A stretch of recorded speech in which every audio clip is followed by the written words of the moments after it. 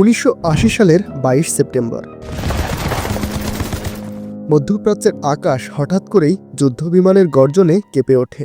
Shot down over Iraq in the war that's shaken the whole Gulf region and the wider world beyond.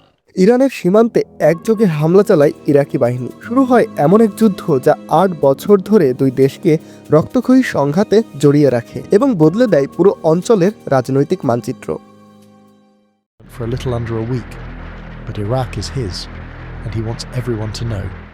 خود من حقیقتاً لایق این مقام نیستم و این رو بنده میدونم شاید آقایونم میدونید Saddam Hossain কেন Iran আক্রমণ করেছিল?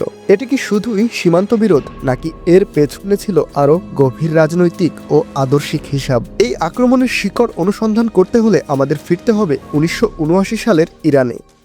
There are scores of tanks and armored personnel carriers in this one sector alone.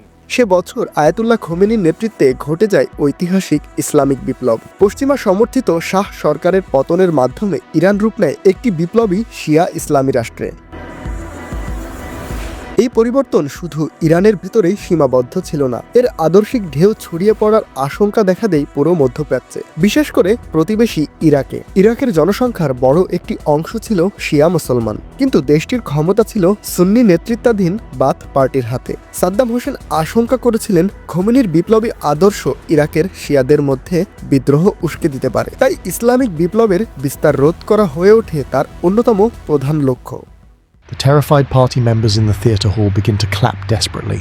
এর পাশাপাশি ছিল আঞ্চলিক আধিপত্যের স্বপ্ন। সে সময় মিশর ক্যাম্প ডেভিড চুক্তির মাধ্যমে আরব বিশ্বে কিছুটা একঘরে হয়ে পড়ে। এই শূন্যতা পূরণ করে পারস্য উপসাগরীয় অঞ্চলের প্রধান শক্তি হিসেবে নিজেকে প্রতিষ্ঠা করতে চেয়েছিলেন সাদ্দাম। তিনি বিশ্বাস করতেন দুর্বল ইরানকে পরাজিত করতে পারলে ইরাক হবে মধ্যপ্রাচ্যের নতুন নেতা। ইরান ও ইরাকের মধ্যে সাত আল আরব জলপথ এবং খুজেস্তান প্রদেশ নিয়ে দীর্ঘদিনের বিরোধ চলছিল। 1975 সালের আলজিয়ার্স চুক্তির মাধ্যমে ইরাক কিছুটা পিছিয়ে যেতে বাধ্য হয়, যা সাদ্দাম কখনোই মেনে নিতে পারেননি। তিনি এটিকে ভুল চুক্তি হিসেবে দেখতেন এবং যুদ্ধের মাধ্যমে সেই হিসাব চুকাতে চেয়েছিলেন। সবচেয়ে গুরুত্বপূর্ণ বিষয় ছিল ইরানের দুর্বলতা সম্পর্কে সাদ্দামের ভুল ধারণা। বিপ্লব পরবর্তী সময়ে ইরানের সেনাবাহিনীতে শুদ্ধি অভিযান, অভ্যন্তরীণ বিশৃঙ্খলা এবং আন্তর্জাতিকভাবে বিচ্ছিন্নতা চলছিল। সাদ্দাম মনে করেছিলেন এই সুযোগে দ্রুত আঘাত হানলে কয়েক সপ্তাহের মধ্যেই বিজয় অর্জন করা সম্ভব হবে। বিশেষ করে তেল সমৃদ্ধ খুজেস্তান প্রদেশ দখল করে ইরানকে অর্থনৈতিকভাবে পঙ্গু করে দেওয়াই ছিল তার লক্ষ্য। কিন্তু ইতিহাস প্রমাণ করে সাদ্দাম হোসেনের এই হিসাব ছিল মারাত্মকভাবে ভুল। যে যুদ্ধ তিনি দ্রুত জয়ের আশায় শুরু করেছিলেন তা রূপ নেয় 8 বছরের দীর্ঘ রক্তক্ষয়ী সংঘাতে।